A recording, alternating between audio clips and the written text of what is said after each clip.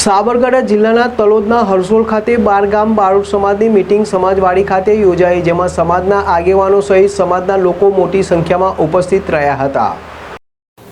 હરસોલ ખાતે તાજેતરમાં જ 12 ગામ બારોટ સમાજની મીટિંગ હરસોલ સમાજવાડી ખાતે મળી હતી, જેમાં મીટિંગમાં સમાજમાં ચાલતા વિવિધ કુરિવાજો જેવા કે મૃત્યુ પાછળ કરવામાં આવતો ખર્ચ બંધ કરવા તથા મૃત્યુ પામેલા પરિવારોને આર્થિક મદદરૂપ થવું, સમાજના યુવાનોને સારું શિક્ષણ મળે તથા સરકારી નોકરી માટેની તૈયારીઓ કરી તે માટેનું માર્ગદર્શન આપવામાં આવ્યું હતું અને સમાજની કારોબારી તથા જનરલ મીટિંગ નિયમિત મળે તથા સમાજ દ્વારા સમૂહ લગ્નોત્સવ યોજવા સહિતની વિવિધ ચર્ચાઓ કરવામાં આવી હતી।